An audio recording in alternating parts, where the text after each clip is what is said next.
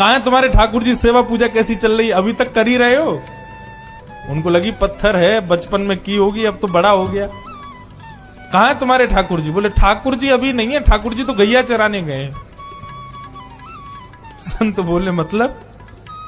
बोले हाँ, मैं कभी व्यस्त होता हूं तो मैं ठाकुर जी को गैयाओं के संग भेज देता हूं, ठाकुर जी गैया चराने जाते हैं। संत बोले पहले तो छोटा था, अब तो इतना बड़ा हो गया, ये अब भी बचकानी बातें करता है। अरे लाला ऐसे मत बोला करो। वो नहीं नहीं, सच में ठाकुर जी गैया चराने गए। आपको विश्वास नहीं? शाम को चलो मेरे संग। गुरु जी को लेकर के वन में गया तो वन में गैयाएं चर रही थी।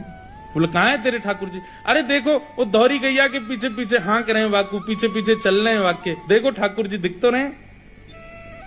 गुरु जी बोले हमको नहीं दिख रहे। धन्ना जी दौड़ के ठाकुर जी के पास गए, बोले मेरे गुरु जी आए हैं, उनको दिख जाओ।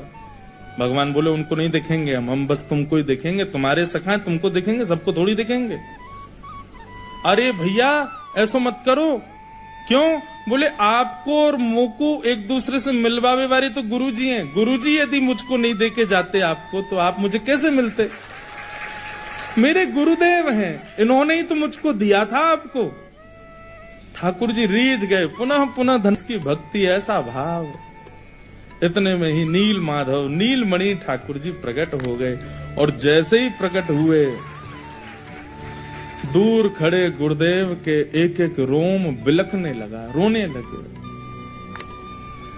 और धन्ना के चरणों में प्रणाम किया। बोले हम सच्चे शालिग्राम से प्रकट नहीं कर पाए, तूने सामान्य पत्थर से प्रकट कर दिया ठाकुर जी को। हम अष्टयाम सेवा से प्रकट नहीं कर पाए, और तूने सामान्य पत्थर घिस घिस के तिलक लगा के प्रकट कर दिया ठाकुर जी को। हम 56 भोग पधरा करके ठाकुर जी को प्रकट नहीं कर पाए, तू बेसर की रोटी खवा के ठाकुर जी को चटकारे दिलवाता है। हम यहाँ ठाकुर जी से प्रार्थना करते हैं, कभी त्रिभंग लली से